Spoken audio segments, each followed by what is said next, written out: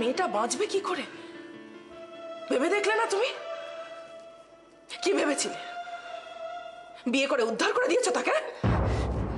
না কাকিমা, আসলে আমি কোনো কথা শুনতে চাই না। মেয়েটা সারাটা দিন শুধু কেঁদে গেছে, শুধু কেঁদে গেছে। একটা কিচ্ছু খাওয়াতে পারিনি তাকে। শরীরের কি হাল করেছে তুমি জানো? আমি জানি, সেটা আপনি আমাকে না বলে দিলে তো আমি সেটা বুঝতে পারতাম। আশ্চর্য, সে কিভাবে থাকবে, কি করবে, কি খাবে ভাবার প্রয়োজন মনে করলে না? কোথায় যাচ্ছ সামান্য এই কথাটুকু জানিয়ে যাওয়ার কাণ্ড জ্ঞান নেই তোমার? বিয়ে করেছিলে কেন তুমি? কি দরকার ছিল বিয়ে করা তোমার? কাকিমা, আমি তো নিজে সব দোষ স্বীকার করছি, কিন্তু আমি কোনো কথা শুনতে চাই না তোমার। কি করবো বলো? তোমার মতো তো পাষাণ নই যে তাকে ফেলে পালিয়ে যাব। তাই ঘরে তুলে রেখেছি। কি করব? ঠাকুর তো আর পেটে দিল না। তাই ভালো মানুষের মেয়েটাকে নিজের মেয়ের মতো বলে। থাক কাকিমা, ওকে আর কিছু বলবেন না।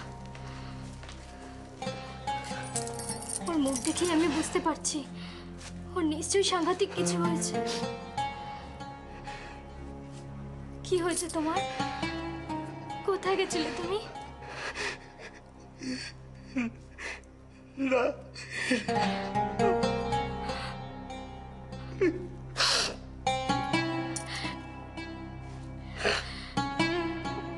ঠিক আছে, ঠিক আছে, আগে একটু বিশ্রাম নাও, তারপরে সব শুনবো। চলো ঘরে চলো, চলো।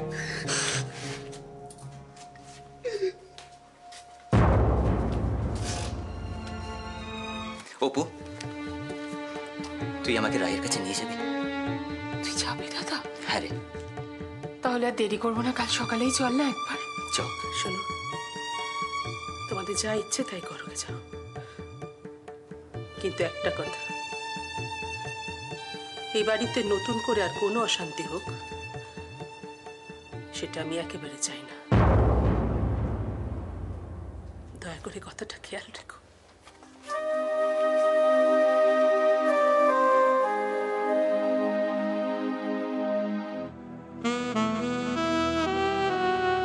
বাহ, বিয়ের আগেই দেখছো তুমি বেশ স্বামী হয়ে উঠেছো।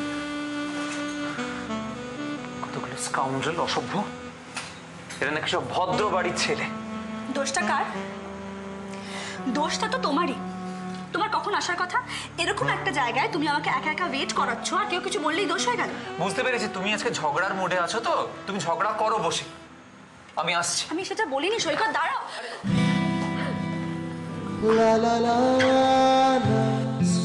সরি, আমি সরি। আমাকে যখন বিয়ে করেই ফেলেছো, তখন আমাকে মেনে নেওয়া ছাড়া তোমার আর কোনো উপায় নেই।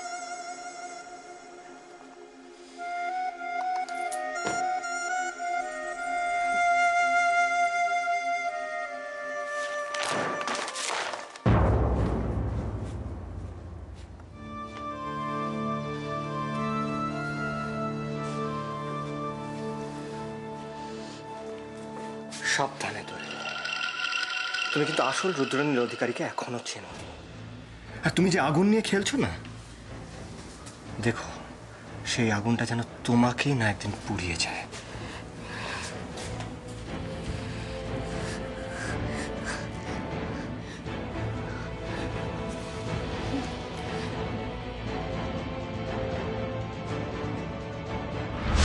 তুমি কিন্তু আসল রুদ্রনীল অধিকারীকে এখনো চেনো। আমাকেও বোধহয় তুমি এখনো চিনতে পারোনি।